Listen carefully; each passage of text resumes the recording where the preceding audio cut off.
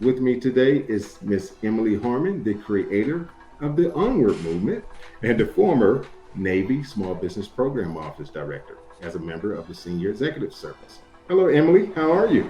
Hi, Chris. I'm great, and I'm excited to be here tonight with you. Oh, this is awesome. Hey, you were another guest that I've been trying to so desperately get onto the show and share a few tidbits with me. So I started to do a little research, and a couple of my buddies, you with the Onward Movement, the way you host and conduct your podcast and facilitating and such. I was taking notes, and I'm like, you know what? These guys are onto something, and that's exactly what these other folks have been telling me to do. So here we are. And again, I thank you so much for joining me. Oh, it's great to be here. Yes, doing these interviews is something that people really enjoy. They enjoy watching and listening to a conversation between two regular people, right? Yeah, again, and that's just it. Even my mom and several of my close family members were like, you know what?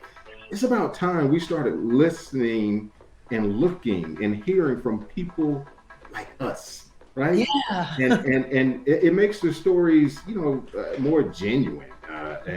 And as you're going to share a few tidbits again about what you're doing, just that being genuine, being open, being real, being just all of that. I absolutely love it. So anyway, with respect to that, the onward movement in and of itself. Tell us a little bit about what it is in particular and kind of the origin. Where did the idea come from? Okay, sure. The Onward Movement is right now, it's a Facebook group, but I really want it to be, where we can get together for events and things like that, a community that's not just on Facebook. But that's been challenging because I started it during COVID in April of 2020. And the Onward Movement is all about encouraging people to embrace authenticity and to release the fear of judgment so that they can create the life of their dreams with confidence. And I started it because I have started to create the life of my dreams. Not that I didn't enjoy my life before now, but what happened in January of 2019, right before I started the Onward Movement, is I retired from working for the Navy, and within a few weeks after that, I got a call from my daughter saying Dad has cancer, and we were divorced. But it was my kid's dad, and to make a long story short, he got really sick. Within 2 weeks of being diagnosed, he was paralyzed in both arms. He had a tumor in his neck, and it was actually kidney cancer. And he passed away in December of 2019. Oh So wow, 5 months yes, I later. recall that. Yes, And okay. so I saw him die, and I know he had regrets. He didn't retire. I'm the executor of his estate, so I saw his files, and he had all these files on retirement. And it's like, got to stop waiting, because it's wherever you are, whoever you are right now. If you're not loving your life, do something about it. And that's what Absolutely. I help encourage in the Onward Movement. Absolutely. And look, I've been a member a year, give or take. And I mean, just thoroughly enjoyed the content and the people, just the way they embrace, how should I put it? What others are going through in a way, Yeah. you know. I've just thoroughly enjoyed the experience. And I've already invited several folks. Yes. I had a conversation with my sister. I don't know if I shared this with you. This about a half a year ago, and I was talking about it. I think I could get something from, Mhm. again, those shared experiences and people being open and candid, but respectful at the same time. It's just Yeah. an interesting cross section of what you have going on there. Thanks. And I actually created a manifesto. I just updated it last night, which has some statements that explain a little bit more about what the Onward Movement's about. And I changed some things because initially I started it like about overcoming adversity. So it's kind of evolved Right. as I've evolved. Right. Um, and so the top statement says, "We make time for what matters most in our lives." Mm, And these are good statements to kind of help remember, because yeah. I don't always make time for what's important in my life, but Right. this is Right. what we want to live up to. And just a couple other things. It says we ask for help and we help others. We live a life we love with intention. It says, although we strive to improve ourselves, we know we're enough just the way we are. And it says, we create space for others. We hear you. We're not alone. We're connected. We free ourselves from others' expectations and judgment. And we go within ourselves to cultivate our intuition. Those are just a few of the statements in this manifesto, but it's helpful to read it and remember, yeah, this is, we live our lives aligned with our values is another thing. Yeah, absolutely. And it just every statement that you just read, they're so relatable. At various points of your in our lives, and certain things that we've gone through, currently enduring, right? They're just so relatable, and that was one aspect that I really enjoyed.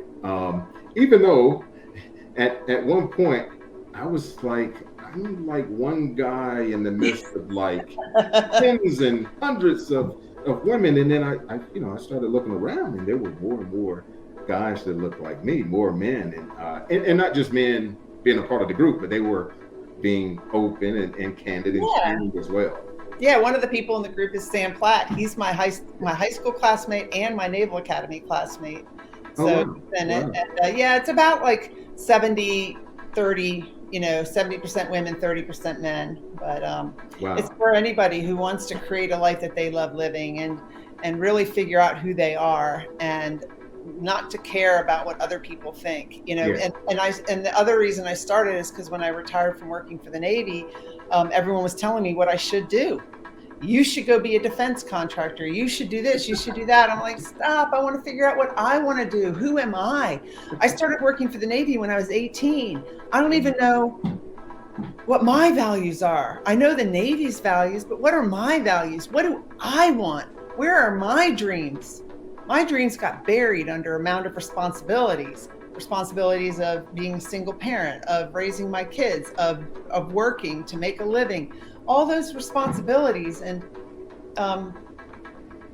I didn't know how to like put myself first. right, right. Wow. Now that's a loaded statement. Putting yourself first, especially for those of us who, and I do mean us, who have, our lives have become so accustomed to or aligned with taking care of others, right? And it feeds you, and after a while, it's second nature. You love taking care of everyone else, and then you get a little time to yourself, and you're like, whoa, okay, who's helping me? I need some of that, Yeah. So I've had that revelation several times, and again, the Onward Movement has allowed me to reflect, if you will, on some of those things. So again, I'm grateful for the platform. So you've in essence answered, I think, because I wanted to ask why would folks or should folks join the movement. But again, I think we both kind of just shared some tidbits, and the Yeah. way you just laid that out. I mean, it's Yeah. plainly stated. I post daily there's a post every day. I try to share something about myself or even a quote or just a reminder because it helps me too. Right, Just right, today, I started to get a little frustrated. And the reason is because I'm putting too many other things first before me. And I haven't, in the past couple weeks, I kind of got off my routine and I haven't had time to just relax. right. Um, and that's because we want to talk about mental fitness. That's because I have a saboteur in my mind that's a hyperachiever saboteur. And the way I say it is, I'm not a hyperachiever, but I have a hyperachiever saboteur in my mind. And my hyperachiever tells me, Emily, accomplish this, this, and this, and then you're going to be happy. And it's friggin' lies because I accomplish that. And then my saboteur says, what Mm, about this?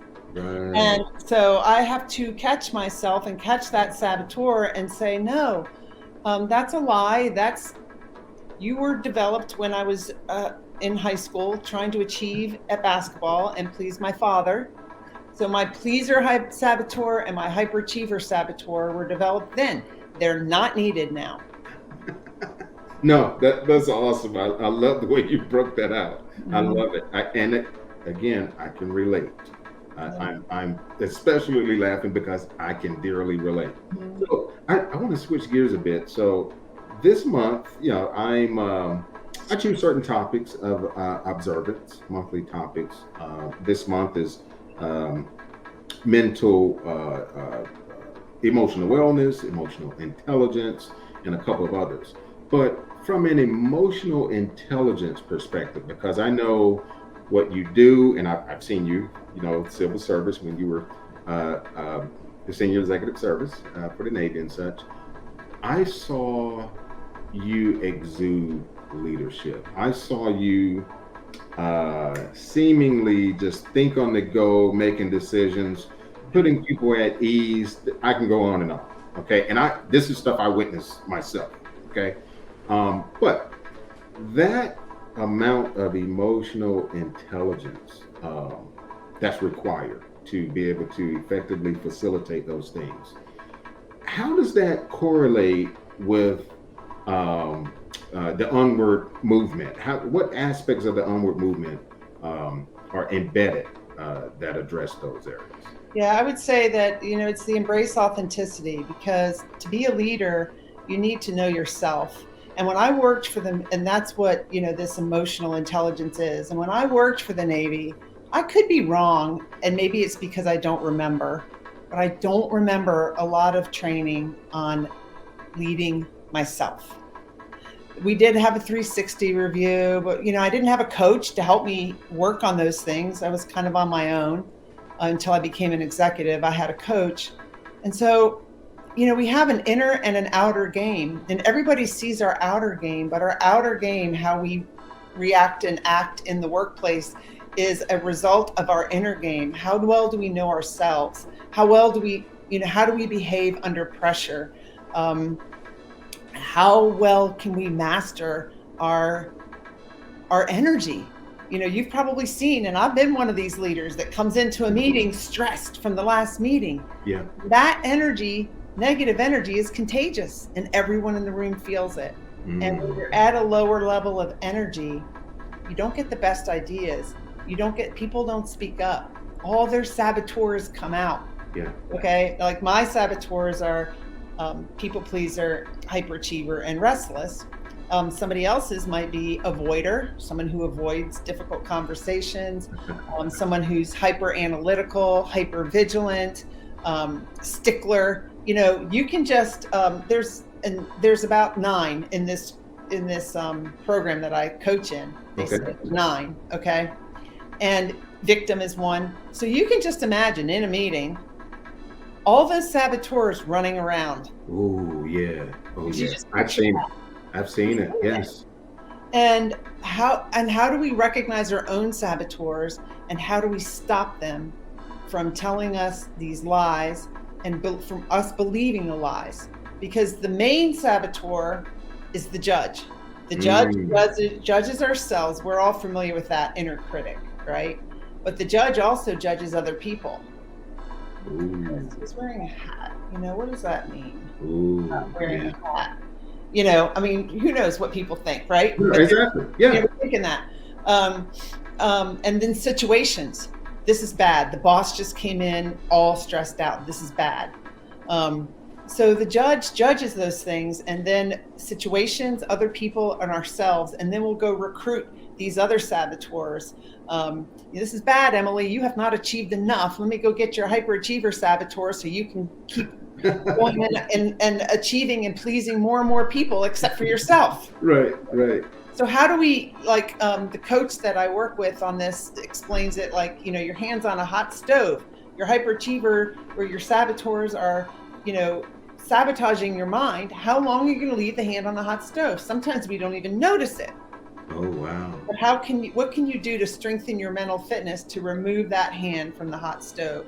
And this mental fitness coaching that I do covers all 18 emotional intelligence competencies. I have it on a sheet of paper here. I have what they all are like, but they're grouped into self-awareness, social awareness, self-management, and relationship management.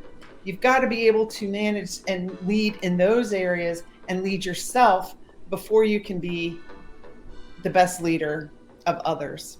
And I wished I had learned some of this stuff earlier. But you know what? You learn it when you can. And it's a 6-week program that helps strengthen your mental fitness. And they can actually, this is backed by data. They can show like scans, not that they're, I don't have a scan to scan your brain when you do the program, but they can show scans and show that people are creating new neural pathways in their brains because their brain is automatically wired, mine is, to go to that hyperachiever.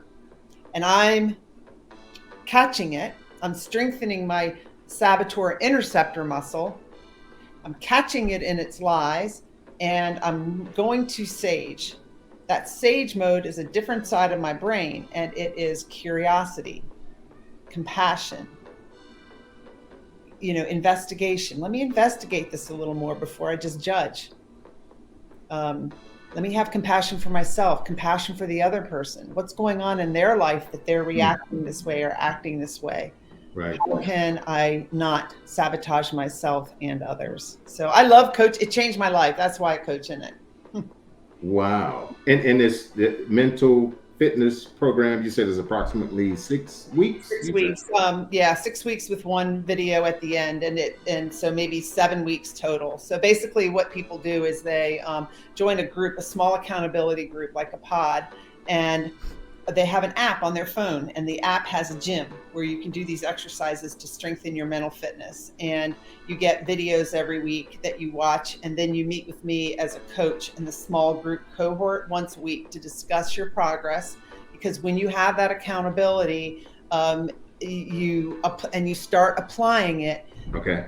That's when you've probably been to a conference where you're all excited about everything you learn, and you come back and you forget. Yeah. Right? You got this is no. Yeah, no, that never. You've never had that, right? This is like 6 weeks of accountability, working with other people, Okay. and then you are able to use the app for a whole year too to keep these exercises up. And the app has a little battery, so you can see how well your mind is charged. If you're at 0 and you go into a stressful meeting, you're going to probably stress out. But if you've done what he calls, the coach that invented this calls PQ reps, which is a way of training your mind. If you've done some PQ reps at the gym, your battery is going to be higher charged, and you're going to be able to not react to other people's saboteurs. Not react to other people's saboteurs. Right, or to your saboteur. Your judge is going to say, something, negative, and you're going to say, I wonder if that's true. What else could be true? Instead of just reading it. Okay. Now you really have me curious about be it your mental fitness program in and of itself, or just finding out more about it. Period. But yeah, I will definitely. And it is EmilyHarman.com has any and everything you need with respect to what you're saying. No, this is so cool. So I have to slide this question in there. So as I mentioned earlier, I knew you when you were still civil service, helping to run.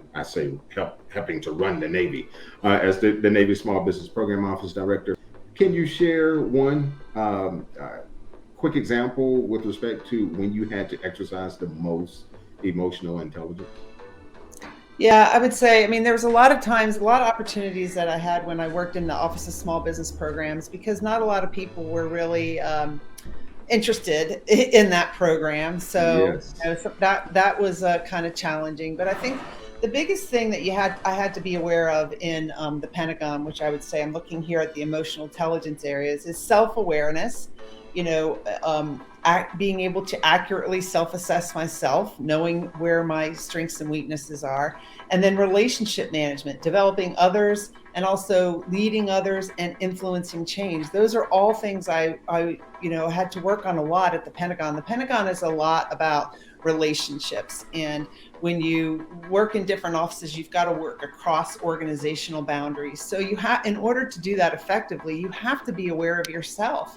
But I'll just give one example of a time that women may relate to, where I was aware of myself and I didn't know it at the time. that my pleaser saboteur was getting in my way. So I was at a meeting in the table with the Undersecretary of the Navy, and it Okay. was not a meeting that was a topic of my area of expertise, but I had something I wanted to say, and I spoke up at the same time a admiral spoke up, a male admiral. And no one can tell what a civilian's ranked. I outranked him, I guess, because I was like an SES tier 2. He was a 1-star admiral. But my Okay. point is that he and I both started to speak at the same time to make a point. He started right away with his point. I started with excuse me, and then my point. And I think women do that a lot. Like, we don't speak up. Like, may I say something? Excuse me. And that's an area where you need to be self-aware. And the next time I was in a meeting, I spoke up. It's value to say that. And that's just kind of a difference, I think, about how sometimes, I'm being a generalist here, but sometimes men and women are in the workplace. And then the other thing is, for women, I would just say, so many times I went to meetings and the women kind of, I know at some meetings there's assigned seats, but in some of these meetings, the women come and they sit around the chairs all around the table, and the men come right and sit at the table. Now, there's sometimes when you know that you are not supposed to sit at the table, but there's quite a few times I've seen where all the seats at the table aren't full and the women are sitting around the edges. Get your seat at the table. You deserve it. I promote that, be it to my daughter, because yes, that phenomenon usually unfolds without even thinking about it sometimes. Right. And just well, I used to see it that way happening a lot, right? Over the last, I would say 5-7 years, if I had to put a time frame on it, you don't see as much. It's changing. Happening. Things are changing. Yeah. That sea change it's like it's changing, and in some sectors it has changed. Yes. Right? I want to wrap this up. I got to respect your time. I'm curious. So with so much you've created, the Onward Movement, you have your mental fitness program, your consultancy, coaching, the whole nine. What's on the horizon? What's next? Well, what I'm doing is, I love coaching in the mental fitness area. I also have another coaching program that I call the Onward Accelerator program. It kind of takes you through these 8 steps of self-awareness, and that's on my website as well. But the way I like to coach is, I give you some workbooks to do, and then you increase your self-awareness, and then you come to the session with a specific thing that you really want to work on. So I just love coaching. So what's next with me is I'm very close to getting my certificate, my International Coaching Federation certificate in coaching. I'm also working on what they call an inner MBA, which is a certificate that I'll get, which is all about leading oneself. It's all about that inner work. And once I get those certificates, I don't know that I'm going to keep going to class, because what I want, I'm going to take some classes and stuff, but what I really want is I want some of that time back for myself. I've been working on my inner game for the past 2.5 years and creating space for me in addition to my clients. But I find that I'm better when I have that space and I'm not as rushed. So I'm going to keep working on noticing the lies that my hyperachiever saboteur is telling me, living a life that I love, and doing that by example, so that others can see that they can do it too. Absolutely. I love it. I love it. I love it. I get it. And after this, you've broken down a few things that will make me look at the Onward Movement a little differently. You answered some questions that I think have been looming in my head that I yet to pose or what have you. So thank you so much, Emily, for setting aside this time. A wealth of great information. Thanks for giving the real life examples of how you exercise your emotional intelligence. The mental fitness. Somewhere I didn't. I could give you somewhere I didn't. My hands are raised too. So can I. I know that's just, but akin to what you mentioned about the ladies stepping to the table now. there's a sea change. The paradigm is shifting. This is awesome. So, like I said, I am going to respect your time because I can keep you on here for another 20 minutes or so. But seriously, thanks so much for imparting this information. I'm going to make sure I have everything broken out, your contact, and how people can either become a part of the movement or receive some of your coaching services or what have you. So this has been awesome. Thank you so much, Emily, for joining me. Thank you for having me, Chris. You are welcome. I'll talk to you later. Okay. Yeah, keep up the good work with your lifewriting.com. It's awesome. Thank you so much. All right, everyone. That was Emily Harman, breaking down some ins and outs and sharing a wealth of things in and around emotional intelligence, sharing her experiences and such to really bring it to life. I hope it was as informative to you guys as it was for me. I thank you for supporting lifewriting.com, where writing speaks.